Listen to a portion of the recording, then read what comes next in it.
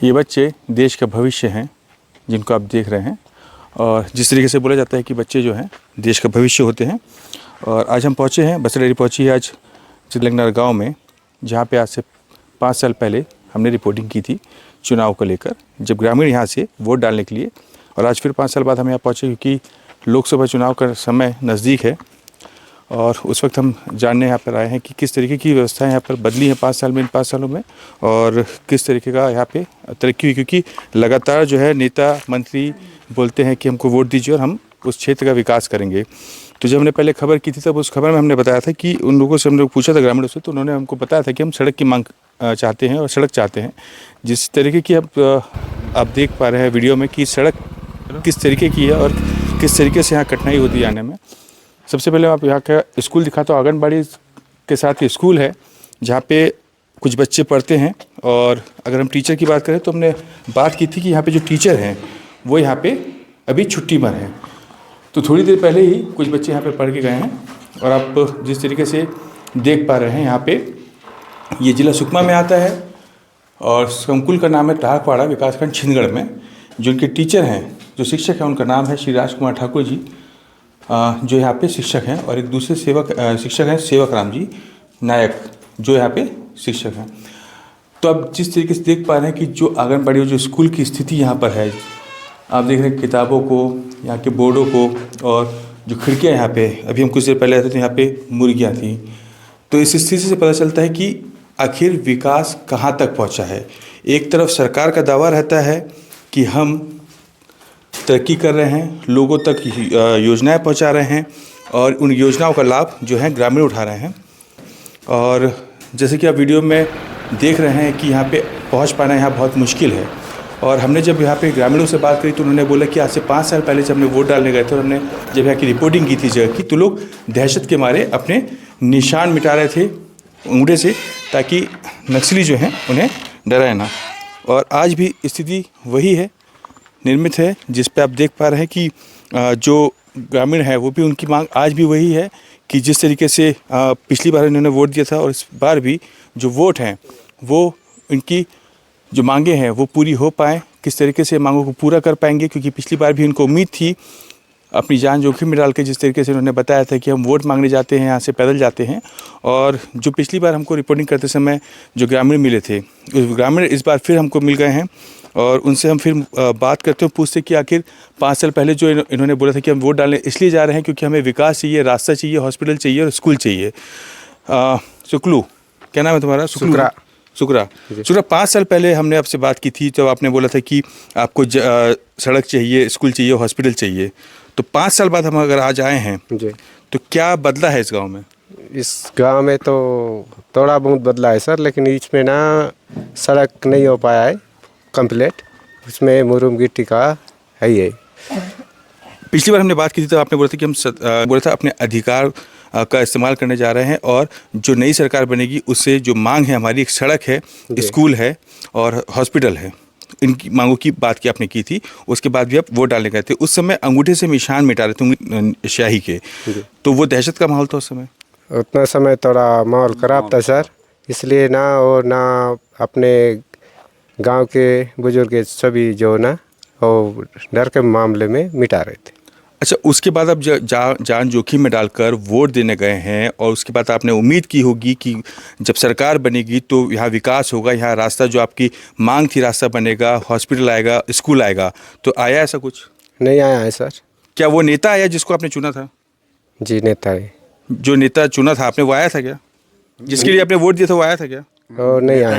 नहीं आते। आपने ये भी बताया था कि हमको अपना मत का अधिकार करने के लिए हमको खुद पैदल जाना पड़ रहा है। जी सर। कितने दूर लगभग पैदल गए थे आप लोग? हम लोग तो 12 किलोमीटर यहाँ से गए थे। कितने बजे निकले थे वोट डालने आप लोग? वोट डालने वही 8 बजे निकले। और शाम को कितने बजे वापस आए? वही 3-1 बजे। तो खाना वाना कैसे किया था आप लोग? नहीं सर, खा के गए थे जी। एक और बात बताओ, जिस तरीके से मैं देख पा रहा हूँ कि स्कूल है, आंगनबाड़ी और स्कूल दोनों एक साथ होता है, चलता है। एक साथ चलता है ना? एक साथ चलता है सर, क्योंकि ना स्कूल नाम के लिए स्कूल है, लेकिन इसमें स्कूल का क्वार्टर नहीं है, ना इसका स्कूल भवन नहीं है।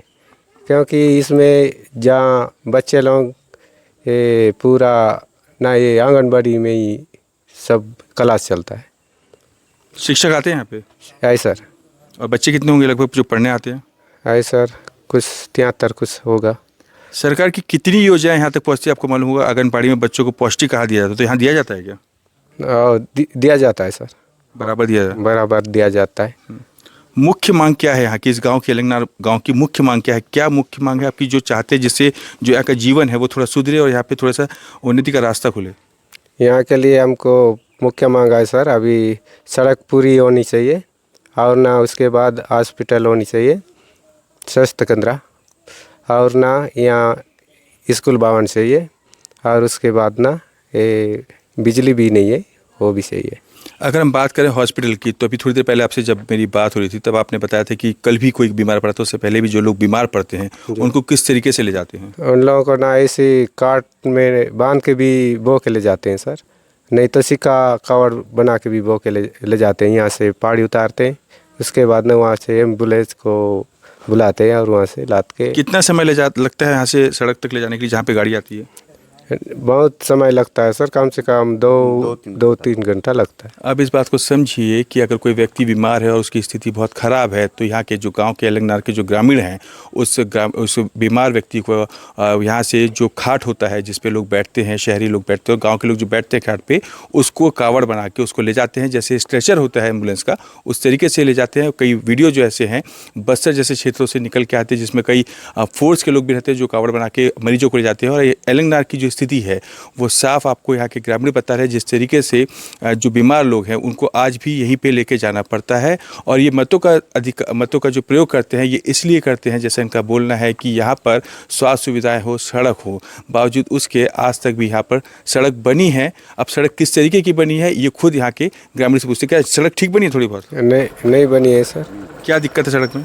सड़क में ना अभी इसमें ना पूरा ये नाली भी नहीं निकला हुआ है, फिर बारिश आएगा तो फिर काटने की संभावना है। नहीं तो जब बारिश आती है, क्योंकि इसको 5 साल हो गए, तो 5 बार बारिश आ गई होगी जी, तो उस समय क्या करते हैं आप लोग? उस समय ना पैदल आते हैं सर। तो इस बात को आपने रखा है किसी को, जो ग्रामीण यहाँ के जो लोग हैं आप लोगों ने बताया किसी को जाके?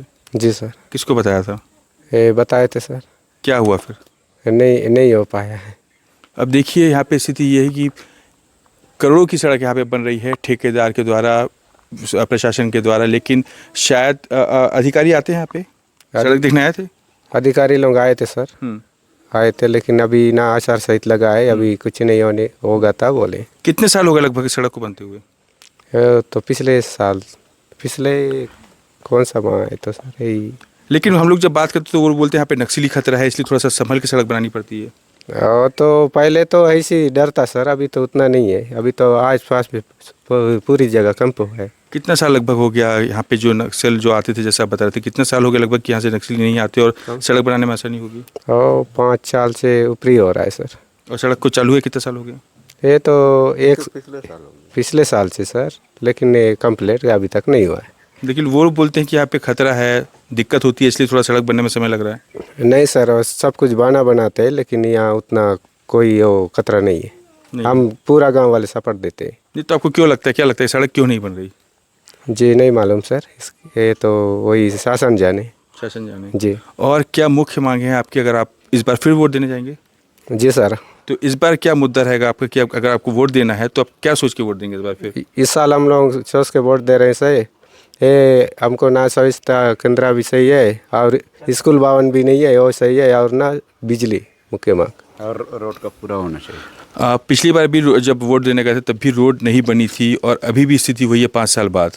तो क्या लगता है कि अब जो नई सरकार आएगी वो आपकी बात सुनेगी? नया सरकार आएगी तो भी रोड का ही पूरा मांग कर रहे हैं। आप रोड का? जी, रोड पूरा होना चाहिए। क्या फ़ायदा है रोड बनने से? रोड बनने से हम लोग को पूरा बीमारी वालों को एम्बुलेंस वगैरह आएगा तो इसका सुविधा हो जाएगा। और डॉक्टर्स आते, डॉक्टर्स की टीम वगैरह आती है यहाँ पर? हाँ आती है। नर्स कब आते हैं? ये शिविर बनाते हैं तब आते हैं। तो अगर यहाँ पे कोई ज़्यादा बीमार होगा तो फिर कैसे लेके जाते हैं वो लोग? बो के ले जाना पड़ता है। वो भी बो के ले जाते हैं? जी। तो यहाँ पे नेता वगैरह कभी आए हैं? नेता जब वो चुनाव आता है तो कोई नेता ऐसे कोई आया है, जनप्रतिनिधि आया है? यहाँ पे नहीं आया सर, नेता नहीं आया ना, कोई नहीं आया यहाँ पे। तो आपको पता कैसे चलता है कि कौन नेता खड़ा हुआ है? जी आपको पता कैसे चलता है कि कौन नेता यहाँ पे खड़ा हुआ है? नहीं सर, हम लोग को पता चलता है, बस से प्रचार करने आते हैं। अच्छा, प्रचार करने आते जी, हैं। चुनाव। यहाँ से राशन दुकान कितनी दूर है आपकी?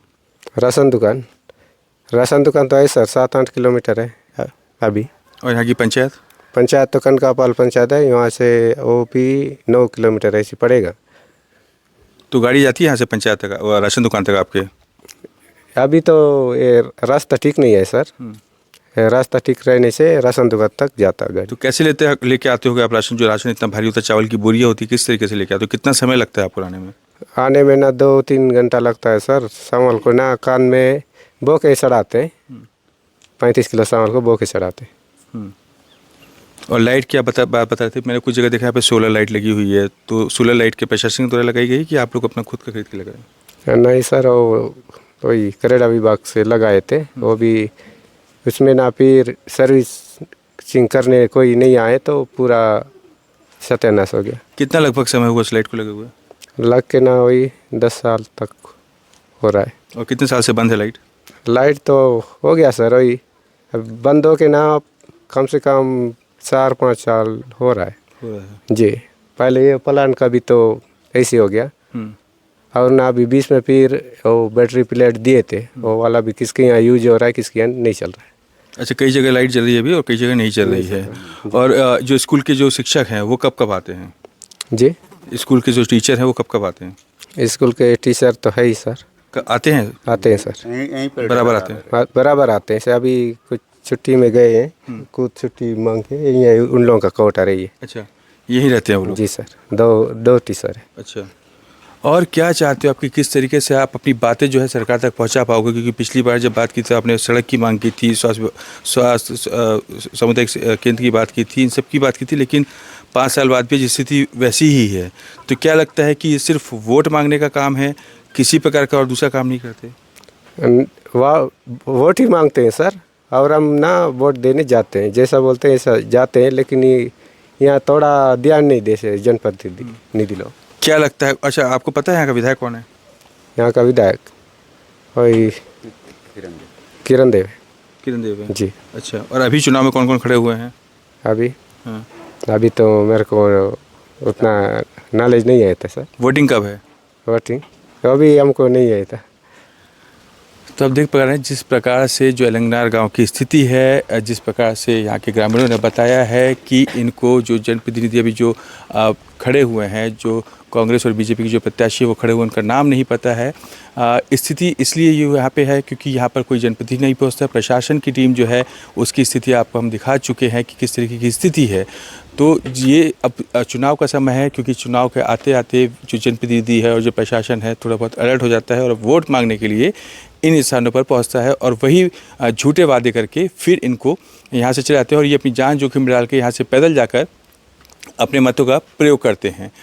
तो इस खबर के बाद अगर प्रशासन जागता है या जनप्रतिनिधि इस खबर को देखते हैं तो उनको थोड़ा सोचना चाहिए, देखना चाहिए कि किस तरीके से जो ग्रामीण हैं आके वो वोट देने, आपको जिताने के लिए वहाँ तक पहुँचते हैं।